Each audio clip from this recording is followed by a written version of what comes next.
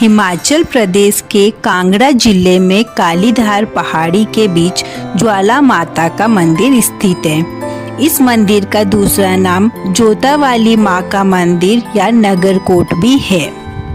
यह देवी के 51 शक्तिपीठों में से प्रमुख शक्तिपीठ है। पौराणिक मान्यता के अनुसार जब भगवान शिव की पत्नी सती के पिता दक्ष प्रजापति ने अपने यज्ञ में भगवान शिव का अपमान किया, तब सती ने अपमानित होकर उसी यज्ञ कुंड में आत्मदाह कर लिया था। क्रोधित होकर शिवजी ने उनका जला हुआ शरीर उठाकर तांडव करना शुरू कर दिया। इससे सृष्टि का संतुलन बिगड़ने लगा। तब भगवान विष्णु ने अपने सुदर्शन चक्र से सती के शरीर को 51 टुकड़ों में काट दिया। सती के शरीर के जो 51 टुकड़े गिरे, वे स्थान शक्तिपीठ रूप में प्रसिद्ध हुए।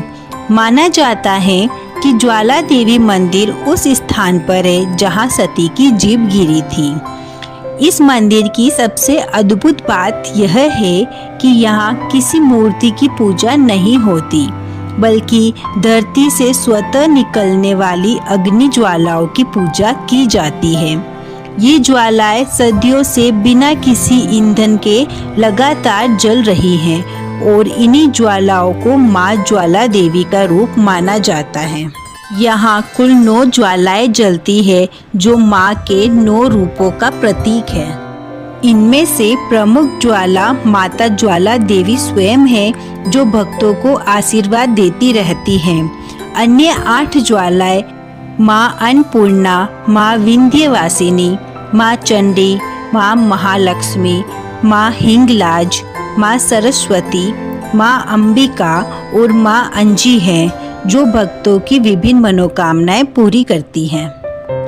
पौराणिक कथा के अनुसार मुगल बादशाह अकबर के शासनकाल में नादौन गांव ज्वाला जी के एक श्रद्धालु ध्यानु भगत के साथ एक घटना घटी।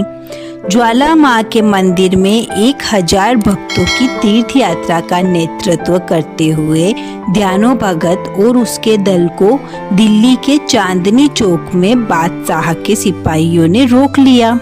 ध्यानु भगत को अकबर के दरबार में लाया गया। अकबर ने उनसे पूछा, तुम इतने लोगों को कहाँ ले जा रहे हो? हाथ जोड़कर ध्यानु भगत ने उत्तर दिया, हम माँ ज्वाला देवी के दर्शन के लिए जा रहे हैं। ये लोग उनके भक्त हैं और हम तीर्थ यात्रा पर हैं। उत्सुकतावश अकबर ने पूछा, यह माँ ज्वाला कौन है और उनके दर्शन करने से क्या होता है? ध्यानु भगत ने समझाया, ज्वाला माँ संसार की निर्माता और पालनहार हैं। वे सच्चे भक्तों की प्रार्थना सुनती है और उनकी मनोकामनाएं पूरी करती हैं। उनके मंदिर में बिना तेल के निरंतर ज्वालाएं जलती रहती है। हम हर साल उनके दर्शन के लिए जाते हैं। अकबर ने संदेह करते हुए कहा, मैं तुम्हारी ज्वाला माँ की शक्ति पर कैसे विश्वास कर सकता हूँ? यदि आप सच्चे भक्त हैं तो मुझे कोई चमत्कार दिखाइए, तब मैं विश्वास करूँगा। ध्यानु भगत ने शांतिपूर्वक उत्तर दिया, महाराज, मैं माता का एक विनम्र सेवक हूँ। मैं क्या चमत्कार दिखा सकता हूँ? अकबर ने एक परीक्षा प्रस्तावित की। यदि आपकी भक्ति सच्ची है तो आपकी देवी आपके सम्मान की रक्षा करेगी। हम आपके घोड़े की गर्दन काट देंगे। यदि आपकी प्रार्थना उसे जीवित कर देती है तो हम आपकी देवी की शक्ति को स्वीकार करेंगे। घोड़े की गर्दन काट दी गई और ध्यानु भगत ने 1 महीने तक उसके पुनरुद्धार के लिए प्रार्थना करने की विनती की।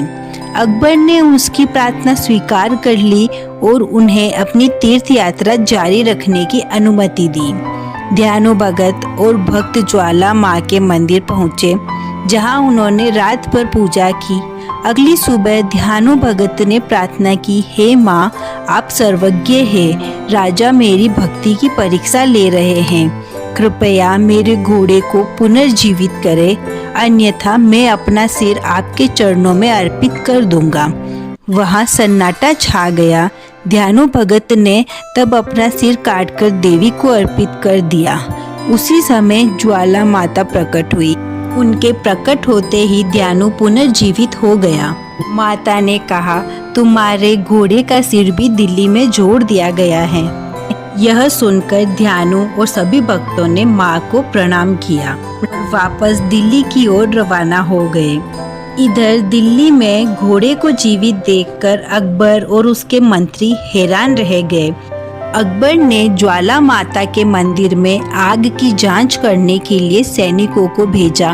उन्होंने लोहे की डिस्क लगाकर और उनके ऊपर एक नहर बनाकर आग बुझाने का प्रयास किया, लेकिन आग की लपटें जारी रही। सैनिकों ने अकबर को अपनी विफलता की सूचना दी। अकबर ने अपने दरबारी विद्वानों से सलाह ली। विद्वानों ने विचार करके कहा कि आप स्वयं जाकर देवी के चमत्कार को देखें और उन्हें एक भेंट चढ़ाकर देवी को प्रसन्न करें। अकबर ने विद्वानों की बात मान ली। 1.25 मन पक्का सोने का भव्य छत्र तैयार हुआ।